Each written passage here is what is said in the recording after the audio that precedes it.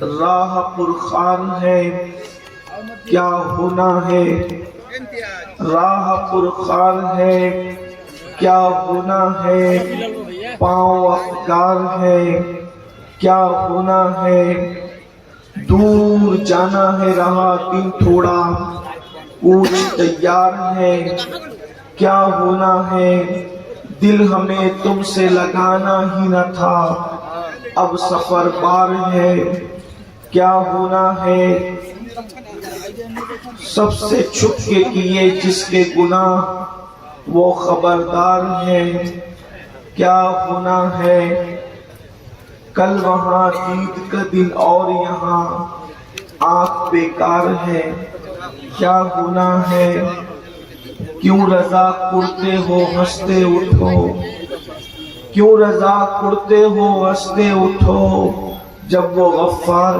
ہے کیا ہونا ہے۔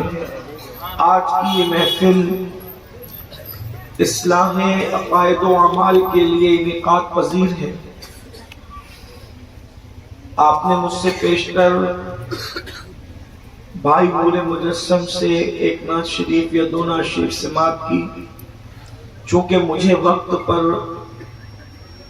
اپنے سفر پر روانہ ہونا ہے تو میں نے منتظمین سے کہا تھا کہ آپ مجھے اس وقت مائک دے دیں کہ میں 1 بجے یہاں سے چلا جاؤں، لیکن میرے جانے کے بعد محفل ختم نہیں ہوگی بلکہ محفل جاری رہے گی، اور انشاءاللہ بھائی نور مجسم صاحب کو آپ بھرپور سنیں گے۔ چونکہ میرا جو ٹائم ہے 50 منٹ اس میں بچے ہیں، میں کوشش کروں گا تھوڑے سے وقت میں اپنی بات کو پورا کروں۔ آپ نے بڑی محبتوں سے مجھے بلایا، ہم بھی آئے، اور آپ لوگ بڑی محبت کرنے والے لوگ ہیں، تھوڑی دیر تھوڑی سی باتیں سن لیں۔ ہم لوگ مسلمان ہیں الحمدللہ، اور آخری نبی محمد رسول اللہ صلی اللہ علیہ وآلہ وسلم کی امت ہے۔ ہمارے نبی سے افضل کوئی نبی نہیں، اور ان کی امت سے افضل کوئی امت نہیں۔ یہ اعزاز ہے ہمارا کہ اللہ نے ہمارے مقدر میں اپنا محبوب لکھا ہے، ہمارے مقدر میں آخری نبی لکھا ہے، اور ہمارے آقا صلی اللہ علیہ وآلہ وسلم ہی کا صدقہ ہے کہ ہم اتنے جرائم کرتے ہیں، اتنے گناہ کرتے ہیں، ان گناہوں کے باوجود صرف مصطفیٰ جان رحمت کا صدقہ ہے کہ ہم پر شبنم برستی ہے، ہم پر پتھر نہیں برستے۔ اگر ہماری جگہ کوئی دوسری امت اتنے جرائم کرتی تو کب سے زمین میں دھسا دی جاتی، کب کا ان پر آسمان سے پتھر برس گئے ہوتے، کب سے وہ تباہ اور برباد ہو گئے ہوتے۔ مگر یاد رکھنا، اور اچھی طرح یاد رکھنا، آخری نبی کی وجہ سے، سید الانبیاء کی وجہ سے، مصطفیٰ جان رحمت کی وجہ سے اللہ نے اپنے عذاب کو ہم سے دنیا میں روک رکھا ہے۔ ہم کتنے بھی جرائم کرتے ہیں، کتنے بھی گناہ کرتے ہیں، اللہ رب العزت نہ ہمارا کھانا بند کرتا ہے، نہ ہمارا پانی بند کرتا ہے، نہ ہم پر رحمتوں کا نزول بند کرتا ہے۔ ہم جو کچھ کر رہے ہیں اس کے باوجود بھی انعام کی بارش ہے، رحمتوں کی برسات ہے، کھا بھی رہے ہیں، پی بھی رہے ہیں، سو بھی رہے ہیں، مگر یاد رکھنا یہ رحمتیں ہمیشہ نہ رہے گی، یہ کرم کی برسات ہمیشہ نہ رہے گی۔ ایک دن ہے جس کو قیامت کا دن کہتے ہیں، ایک وقت ہے جس کو میدان محشر کہتے ہیں۔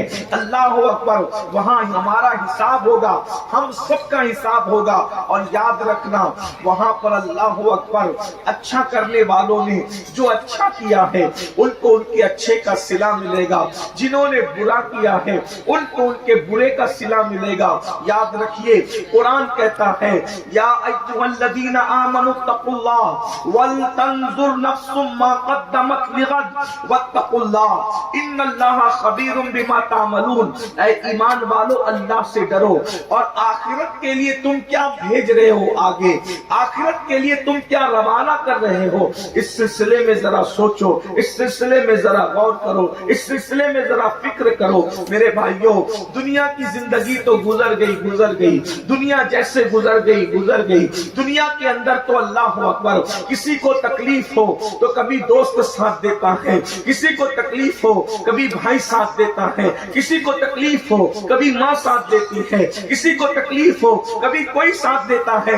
بلکہ یہ دنیا اتنی اچھی ہے، ماحول اتنا اچھا ہے کہ اگر کوئی ساتھ نہیں دیتا تو رستہ چلنے والا مسافر بھی ساتھ دے دیتا ہے۔ یہ دنیا ہے، یہ دنیا کا ماحول ہے۔ لیکن ایک بات آپ سے کرنا چاہتا ہوں، وہ میدان محشر، وہ قیامت کا دن، اللہ اکبر، جس کو قیامت کہتے ہیں، جس کو محشر کہتے ہیں، وہاں کون ساتھ دے گا؟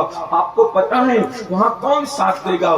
دوست، بھائی، ماں، باپ نہیں۔ قرآن کہتا ہے، اللہ کا قرآن، ذرا قرآن کے الفاظ پہ غور کرو۔ قرآن کہتا ہے الاخلاء یومئذ بعضهم لبعض، اللہ پاک ارشاد فرماتا ہے اس دن تمہارے جتنے جگری دوست ہوں گے، جتنے گہرے دوست ہوں گے، وہ سب کے سب تمہارے دشمن بن جائیں گے۔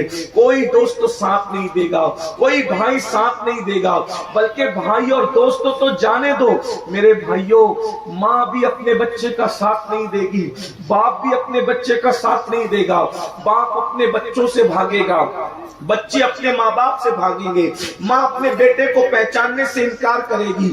اس دن کے لیے ہم نے کیا تیاری کی ہے بھائیوں؟ بتاؤ ہم نے تیاری کیا کی ہے؟ چھوٹا سا سفر کرتے، چھوٹا سا سفر۔ اگر کسی کو کلکتہ جانا ہو، ممبئی جانا ہو، دلی جانا ہو، سعودی جانا ہو، عمرہ کو جانا ہو، حج کو جانا ہو، تجارت کے لیے جانا ہو، تو جانے سے پہلے سفر کی تیاری کرتے ہیں۔ سوچو تو صحیح، یہاں سے وہاں 200، 300، 500 کلومیٹر کا سفر ہے۔ گاڑی اچھی چاہیے، اور جو ویل ہے گاڑی کے اندر، اس کے اندر ہوا چاہیے، اسٹیپنی چاہیے، کپڑے چاہیے، کھانا چاہیے، پانی چاہیے۔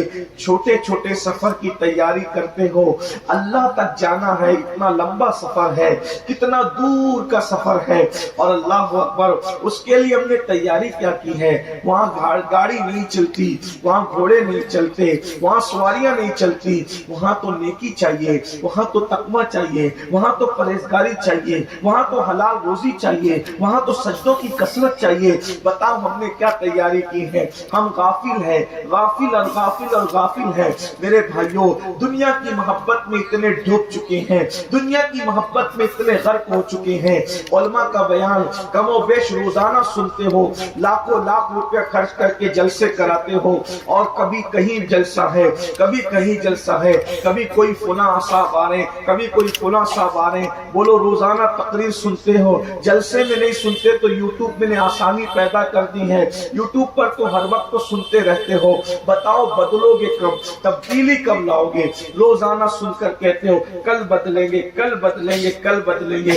میں آپ کو ایک بات کہتا ہوں، اپنے نبی کی بات پر تو بھروسہ کر لو، اپنے نبی کی بات پر تو یقین کر لو۔ میرے بھائی، جس کی باتوں پر کافر بھی یقین کرتے تھے، یہ امت ان کی باتوں پر یقین سچے دل سے کیوں نہیں کر پا رہی ہے؟ آپ کہیں گے امین القادری کیا ہم رسول اللہ کی بات پہ یقین نہیں کرتے؟ میں نے کہا بالکل کرتے ہیں، لیکن ایک مقدمہ میں آپ کی عدالت میں رکھنا چاہتا ہوں، اپنے ضمیر سے فیصلہ کرنا، توجہ سے سننا۔ مجھے بتاؤ، اگر کسی پولیس کی رجسٹر میں، اگر کسی پولیس کی ڈائری کے اندر تمہارا نام لکھ دیا جائے کہ تم مجرم ہو، تو بتاؤ تم بے چین ہوتے ہو کہ نہیں ہوتے ہو؟ تم بے قرار ہوتے ہو کہ نہیں ہوتے ہو؟ دنیا بھر میں کسی ایک ملک کی پولیس کی بات نہیں کر رہا ہوں، دنیا بھر کا ماحول بتا رہا ہوں۔ اگر پولیس کے رجسٹر میں کسی کا نام آ جائے تو آپ کسی کونسلر کو لے جاؤ گے، نام کٹوا سکتے ہو، اسی طرح کسی کارپوریٹر کو لے جاؤ گے، نام کٹوا سکتے ہو، کسی لیڈر کو لے جاؤ گے، نام کٹوا سکتے ہو، کسی بھائی کو گنڈا گردی کرنے والے کو لے جاؤ گے، سورسز کی بھتے کی بنیاد پہ وہ بھی نام کٹا سکتا ہے۔ نہیں کوئی کرائے گا تو اگر آپ رشوت دو گے تو بھی نام کٹ سکتا ہے۔ آپ مجھے بتاؤ بھائیو، اگر پولیس کے رجسٹر میں نام آ جائے تو تمہاری نیندیں اڑ جاتی ہیں، تم بے چین ہو جاتے ہو، تم بے قرار ہو جاتے ہو، تم ادھر ادھر بھاگنے دوڑنے لگتے ہو کہ جلدی سے میرا نام کٹ جائے۔ میرے بھائی، اگر تجھے رسول اللہ کے فرمان پر یقین ہے تو پھر تو سکون سے سو کیسے رہا ہے؟ تو कहे कैसे लगा रहा है, तू हंस कैसे रहा है, तू खा पी कैसे कर रहा है। इसलिए कि अगर तू नमाज नहीं पढ़ता है तो एक दिन में 5 मरतबा तेरा नाम जहन्नम के दरवाजे पर लिखा जा रहा है। क्या अल्लाह के रसूल का ये फरमान मुसलमानों तक नहीं पहुंचा कि जिसने जानबूझकर नमाज छोड़ दी उसका नाम जहन्नम के दरवाजे पर लिख दिया जाएगा। अगर रसूलुल्लाह की बात पर वैसा यकीन होता जैसा सहाबा को यकीन था तो मुसलमान हंसता क्यों? इसलिए कि वो तो मर जाता ये सोचकर कि मेरा नाम जहन्नम के दरवाजे। अरे पुलिस के रजिस्टर से नाम कट सकता है, जब वहां नाम आ जाए तो तुम्हारी नींद उड़ती है। और जहन्नम के दरवाजे पर एक दिन में 5 मरतबा तुम्हारा नाम, तुम्हारे बच्चों का नाम, तुम्हारी बीवी का नाम, तुम्हारी माँ का नाम, तुम्हारे बाप का नाम, पूरे खानदान का नाम एक दिन में 5 मरतबा लिखा जा रहा है नमाज न पढ़ने की वजह से। ये बात किसने कही? उस सच्चों के सच्चे ने कही जिसकी सच्चाई की गवाही उसके दुश्मन भी देते हैं। कायनात में बहुत सच्चे आए लेकिन इतना बड़ा सच्चा कभी नहीं है जितना सच्चा मेरा नबी, जिसके दुश्मन जिसको सादिकुल वादुल अमीन कहे। बता उस रसूलुल्लाह की बातें आपको बेचैन नहीं करती? क्यों बेचैन नहीं करती? एक दिन में 5 बार जिस कौम का नाम जहन्नम के दरवाजे पे लिखा जाए उन्हें सुकून कैसे, वो हंस कैसे रहे? और अगर आज एहसास नहीं है तो छटौना और गिरदनवा से आने वालों, अगर आज तुम्हें एहसास नहीं है तो याद रखना जैसे ये आंखें मौत से बंद होगी ये तुम्हारे मकानात, दुकान, खेतियां, बाड़ियां, ये जितना जमा करके रखा है ये सब छोड़ के जाओगे। दुनिया में अकेले आए थे, इस दुनिया से अकेले जाओगे, कुछ लेकर के नहीं जाओगे। ये झूठ बोल बोल के कमा रहे हैं, कोई नशे का धंधा करके कमा रहा है, कोई किसी का पैसा हड़प करके मालदार बन गया है, कोई किसी के माल पर कब्जा करके मालदार बन गया है, कोई हर साल हज को जा रहा है, उम्रा को भी जा रहा है, लेकिन मुसलमान होकर ना बहन का हिस्सा देता है ना भाई का हिस्सा देता है। सब छोड़ के जाओगे कि नहीं? कौन ले गया? हमारे मुल्क के कितने वजीर मरे, कौन ले गया? क्या ले गया? हमारे मुल्क के कितने बादशाह मरे, कौन ले गया? क्या ले गया? अरे किसी मुल्क का कोई बादशाह मरा, कौन ले गया? क्या ले गया? कुरान कहता है ला तंसा नसीबक मिनद दुनिया, दुनिया से अपने नसीब का मत भूलो। कुछ नहीं ले जाओगे दुनिया से, क्या ले जाओगे? अपने नसीब का। वो नसीब का क्या है? सिर्फ कफन। और एक बात का एहसास करो, अगर माएं और बहनें बैठी उनसे भी कहता, कफन भी लोग ले जाते हैं तो क्या नसीब है, हर कपड़ा अपनी पसंद का पहनता है, लेकिन जिस कफन को आखिरी मर्तबा पहनता है वो भी अपनी पसंद का नहीं है। किस दुनिया पे घमंड कर रहे हो? किस दौलत पर घमंड कर रहे हो? क्यों इतरा रहे हो? अल्लाह को भूल क्यों गए हो? दुनिया की इस लज्जत के अंदर, इस दुनिया की मस्तियों के अंदर, इस दुनिया की मौज के अंदर, इस दुनिया की नेमतों के अंदर अल्लाह को भूल क्यों गए हो? अल्लाह के बंदो सोचो, कुछ नहीं ले जाओगे इस दुनिया से। अगर कुछ ले जाना है तो सिर्फ एक चीज है, वो अपने अमाल है। कब्र में अमल लेके जाओगे। जो नहीं ले जाना है उसके लिए दिल्ली तक जा रहे हैं, जो दौलत नहीं ले जाने दिल्ली तक जाके कमा। मैं मना नहीं कर रहा हूं, जाओ जहां तक जाके कमाने, कमाने से मना नहीं कर रहा हूं, लेकिन कमाने की मसरूफियत में अल्लाह को मत भूलो, आखिरत को मत भूलो। कमाओ भी, खाओ भी, अच्छा पहनो भी, अच्छी सवारी सब करो, अल्लाह को मत। हम अल्लाह को भूल गए, आखिरत को भूल गए। किसी मुफक्किर ने बहुत अच्छा जुमला कहा था कि हमें اس دنیا میں آنا تو یاد ہے لیکن اس دنیا سے ہمیں جانا یاد نہیں. سب یہی سمجھ بیٹھے یہی رہنا ہے, نہیں رہنا ہے. جب کوئی مرتا ہے تو سنت یہ ہے, ہم کہتے ہیں انا للہ و انا الیہ راجعون. اس سے مردے کو کیا فائدہ پہنچتا ہے؟ اس سے مردے کو کیا فائدہ پہنچتا ہے بھائی؟ ہم مرنے والے پہ کہتے ہیں انا للہ و انا الیہ راجعون.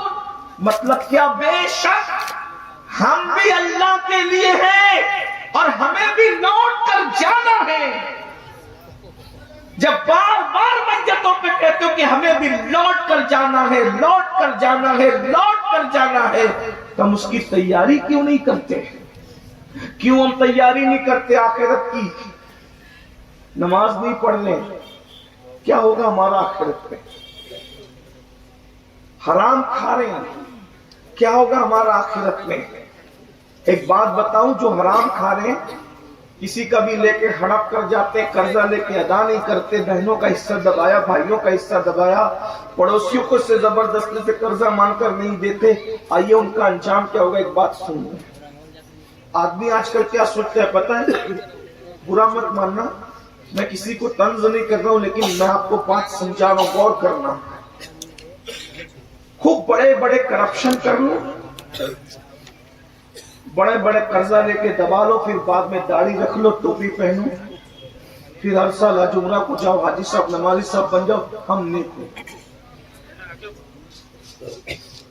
کسی سے بہت بڑے پیمانے پہ مال لے لو, چند دنوں کے لیے گاؤں سے بھاگ جاؤ, سال 2 سال کے بعد 4 مہینے کی جماعت میں چلے جاؤ, وہاں سے واپس آ جاؤ. ہم لوگ نیک ہو. اب میں آپ کو ایک بات بتا, اگر آپ نے کسی کا مال لے کر دبا لیا,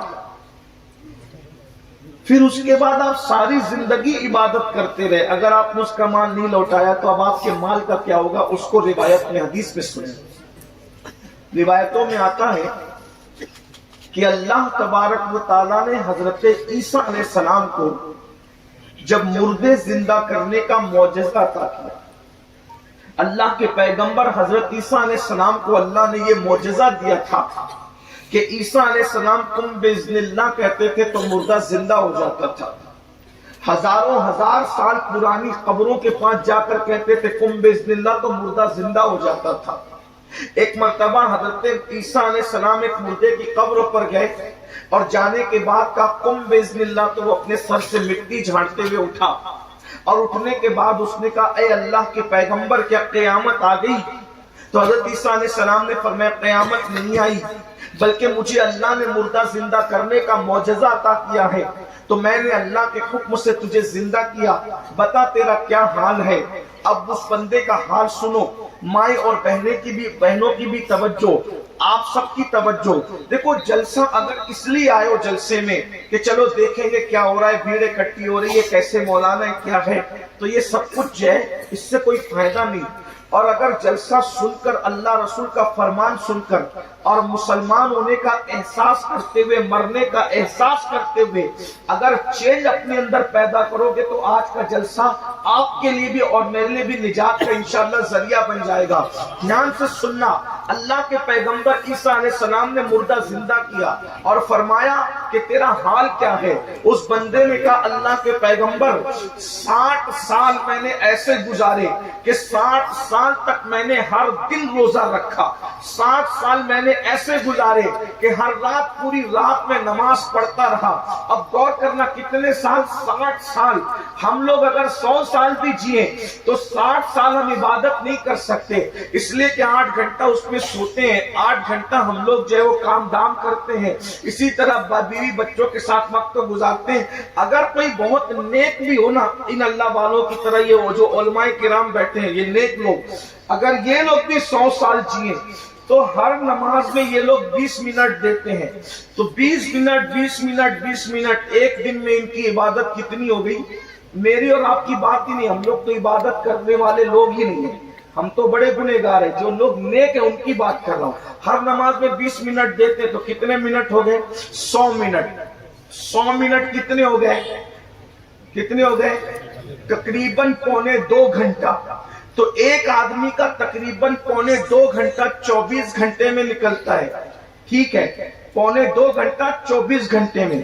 تو اب اگر کسی کو 100 سال مل جائے تو 100 سال میں یعنی کہ یہ سمجھ لیجئے کہ 24 گھنٹے میں جب آپ صرف 1.25 گھنٹہ اور ورد و وظائف پکڑ کے 15 منٹ اور بڑھا لے تو 2 گھنٹہ.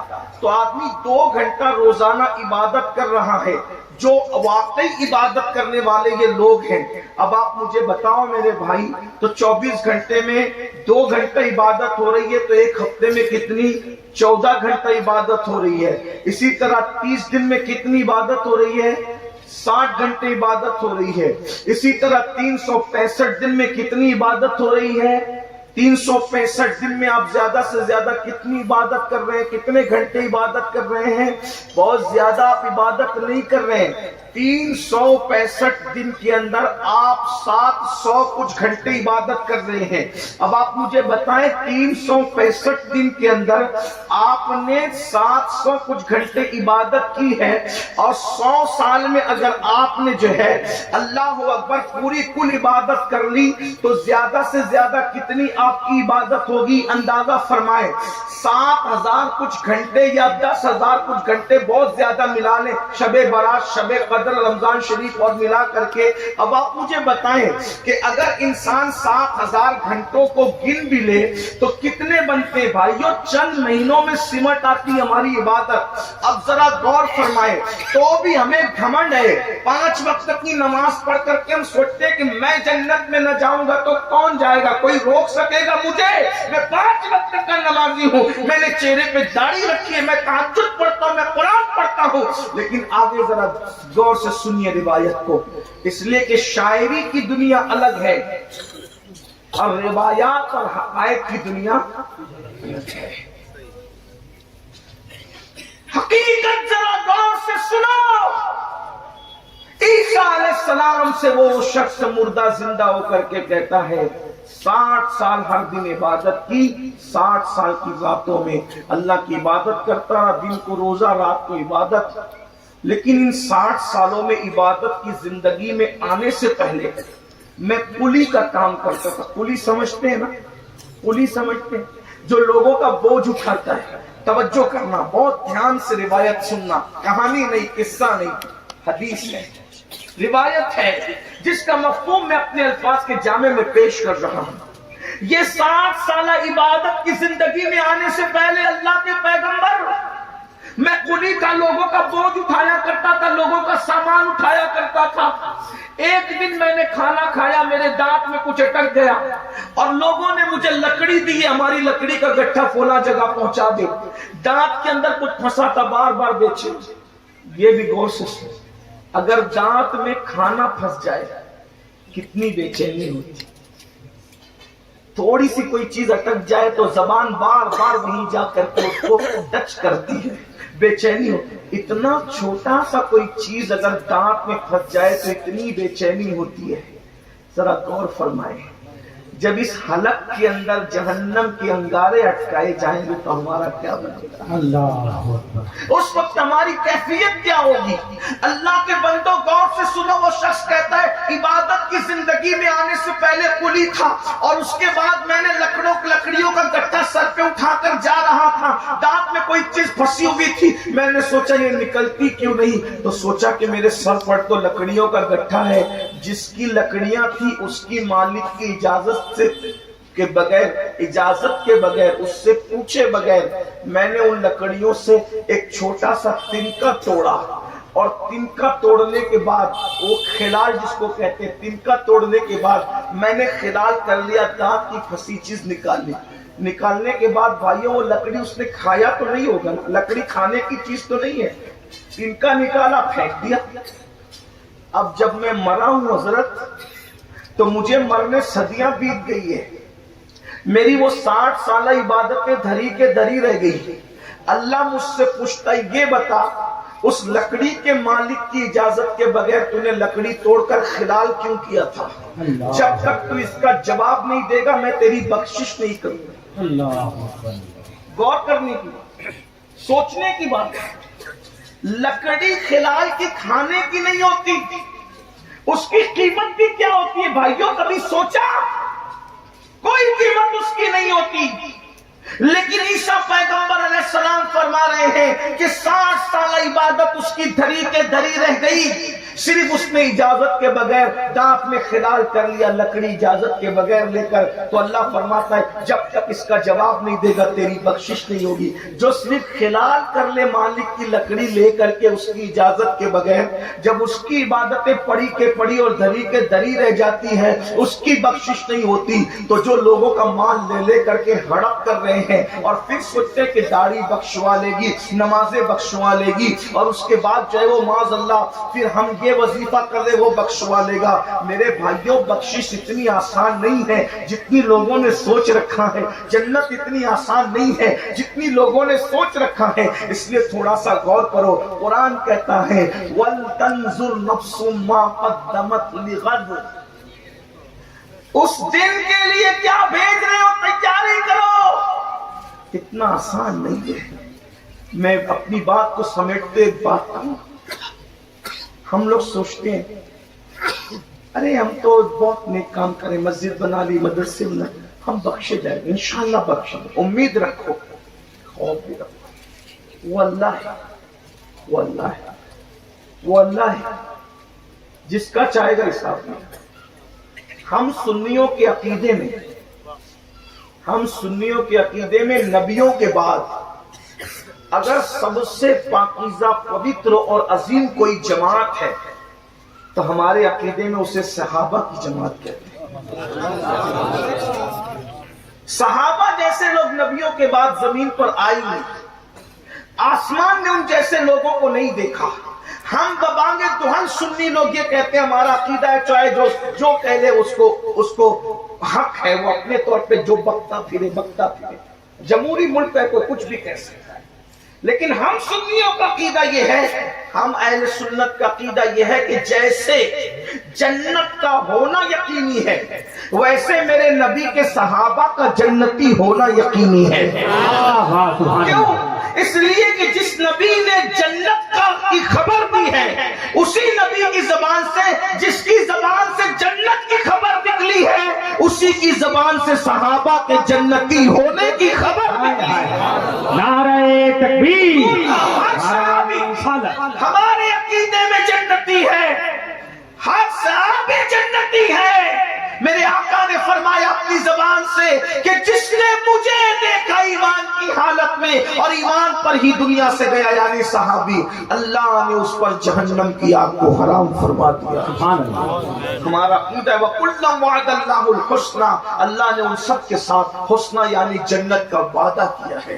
اللہ نے ان سب کے لیے کہا رضی اللہ عنہم ورضوا عنہ. اللہ ان سے راضی، وہ اللہ سے راضی. اور اللہ کا راضی ہونا، ایک بات بتا دوں، علماء جانتے ہیں بیٹھے ہوئے ہیں، جنت چھوٹی ہے، اللہ کی رضا بڑی ہے.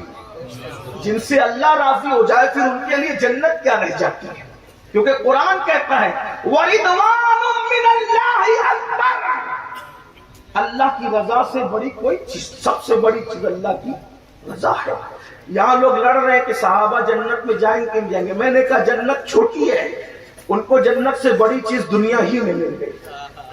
لوگوں کی توجہ اس پر ہے ہی نہیں، لوگوں کی توجہ اس پر ہے ہی نہیں ہے. اور جنت کہنا جنت چھوٹی ہے، جنت میں تو وہ غلاموں کو لے کر بھی جائے گا انشاءاللہ انشاءاللہ. لیکن اب سنو، یہ عقیدہ بیان کرنے کے بعد جو عبرت کی بات ہے، اللہ اللہ ہے.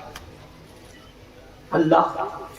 حضرت سیدنا عبداللہ ابن عمرو ابن عاص، عمرو ابن عاص کے بیٹے حضرت عبداللہ کہتے ہیں کہ سیدنا فاروق اعظم جب شہید ہوئے، یہ بھی ان کی شان ہے، فاروق اعظم شہید. فاروق اعظم کون؟ جن کے لیے جبریل علیہ السلام کہا کرتے تھے کہ اگر میں 1000 سال کی عمر لے کر آؤں اور عمر کی فضیلت بیان کروں تو 1000 سالہ عمر ختم ہو جائے گی مگر عمر کی فضیلت ختم نہیں ہو سکتی. وہ فاروق اعظم جس کو دیکھ کر شیطان رستہ بدل دیتا ہے، وہ فاروق اعظم جس کے لیے میرے نبی نے اپنی زبان سے فرمایا کہ میرے بعد اگر کوئی نبی ہوتا تو وہ عمر ابن خطاب ہوتے. عبداللہ ابن عمرو ابن عاص کہتے ہیں کہ فاروق اعظم جب شہید ہوئے تو میری تمنا تھی کہ کاش میں عمر کو خواب میں دیکھوں اور خواب میں دیکھ کر کے میں پوچھوں کہ عمر اللہ نے آپ کے ساتھ کیا سلوک کیا وہ مجھے بتائیں. کیونکہ عمر وہ تھے خود فاقہ کرتے تھے، قوم کو کھلاتے تھے. عمر وہ تھے جس نے شیر اور بکری کو ایک گھاٹ سے پانی پلانے کا انصاف کا نظام قائم کیا تھا. عمر ابن خطاب وہ تھے کہ پوری زندگی میں کبھی کسی پہ ظلم نہیں کیا تھا، ہمیشہ انصاف کرنے والا عمر ابن خطاب رسول اللہ کا دوسرا جانشین. میں دیکھنا چاہتا تھا، خواب میں پوچھنا چاہتا تھا کہ اللہ نے آپ کے ساتھ سلوک کیا کیا. عبداللہ ابن عمرو ابن عاص کہتے روزانہ میں رات کو دعا کرتا اللہ امیر المومنین عمر ابن خطاب کی خواب میں زیارت کرا دے تاکہ میں پوچھوں کہ اللہ نے ان کے ساتھ کیا سلوک کیا، کیا سلوک کیا، کیا سلوک کیا. ایک دن، دو دن، ایک ہفتہ، دو ہفتہ، ایک مہینہ، دو مہینہ، ایک سال، دو سال، کہتے ہیں 12 سال بیت گئے دعا کرتے کرتے. یہ عبداللہ کوئی معمولی آدمی نہیں، یہ صحابی بھی ہے، صحابی کے بیٹے بھی. عبداللہ ابن عمرو ابن عاص کہتے ہیں کہ 12 سال بیت گئے. 12 سال بیتنے کے بعد میں نے دیکھا کہ فاروق اعظم چلے آ رہے ہیں. بدن پہ جنتی لباس ہے اور ایسا لگتا ہے جیسے ابھی غسل کر کے نکلے، غسل کر کے، ابھی غسل کر کے. لیکن وہ غسل نہیں تھا بلکہ وہ پسینہ تھا عمر ابن خطاب کا، اور وہ آ رہے تھے. میں نے کہا امیر المومنین اللہ نے آپ کے ساتھ کیا سلوک کیا؟ فرماتے ہیں میری شہادت کو کتنے دن گزرے. توجہ سے سننا میرے بھائیوں، غور سے سننا، غور سے سنیے. پھر کہتا ہوں صحابہ جیسی نبیوں کے بعد کوئی جماعت نہیں، اور صحابہ میں بھی صدیق و عمر کے مرتبے والا کون ہے؟ صحابہ میں بھی صدیق و عمر کے مرتبے والا کون ہے؟ شیخین ہیں، یہ امت کے شیخین ہیں. شیخین.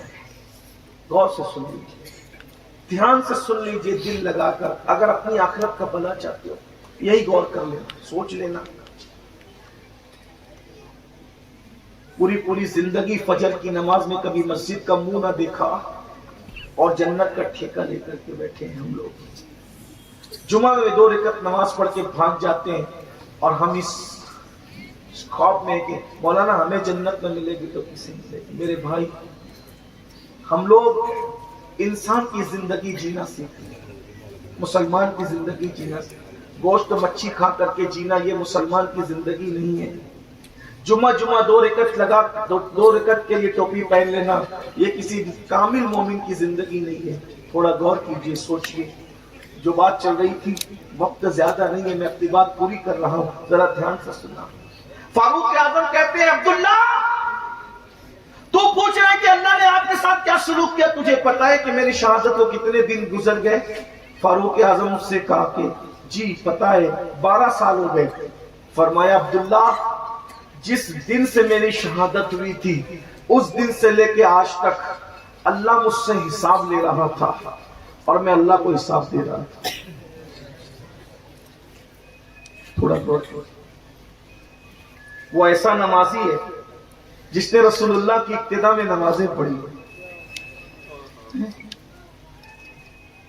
جس سے شیطان ڈر کے بھاگ جاتا ہے، جس کی رائے کی تائید میں قرآن کی کم و بیش 22 آیتیں نازل ہوئی ہے، سبحان اللہ، جس کے لیے اللہ کے رسول نے فرمایا عمر کی زبان پر حق بولتا ہے، عمر کی زبان پر قدرت کلام کرتی ہے.